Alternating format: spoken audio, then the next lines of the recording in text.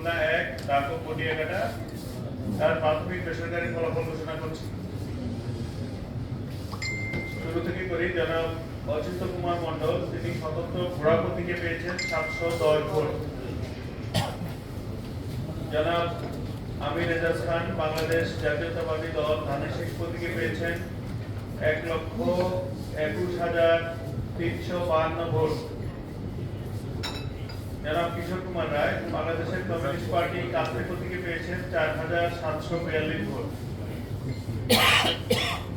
জনাব কৃষ্ণ নন্দী, বাংলাদেশ জামায়াত ইসলামী দাঁড়িপাল্লা প্রতীকে পেয়েছেন 70,346 ভোট।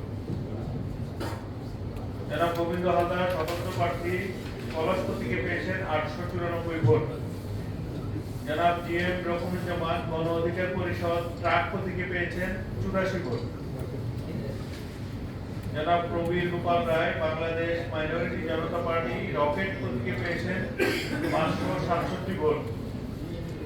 জনাব প্রসেনজিৎ দত্ত, জাতীয় সমাজতান্ত্রিক দল জেএসডি তারা প্রতীকে পেয়েছেন 513 ভোট। জনাব মোহাম্মদ আবু সাইদ, ইসলামী আন্দোলন বাংলাদেশ হাত পাখা প্রতীকে পেয়েছেন 5,619 ভোট। জনাব মোহাম্মদ জাহাঙ্গীর হোসেন, জাতীয় পার্টি লাঙ্গল প্রতীকে পেয়েছেন 630 ভোট।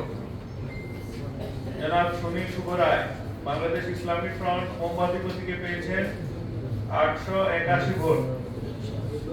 এবং জনাব সুব্রত মণ্ডল, বাংলাদেশ সম অধিকার পার্টি দোয়াত কলম প্রতীকে পেয়েছেন 169 ভোট। তো এই ক্ষেত্রে জনাব আমির এজাজ খান, বাংলাদেশ জাতীয়তাবাদী দল ধানের শীষ প্রতীকে 1,21,352 ভোট পেয়ে তিনি জয়ী হয়েছেন।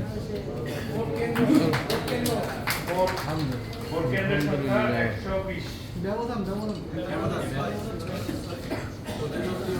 হচ্ছে 51,006 ভোট, সর্বোচ্চ ব্যবধান।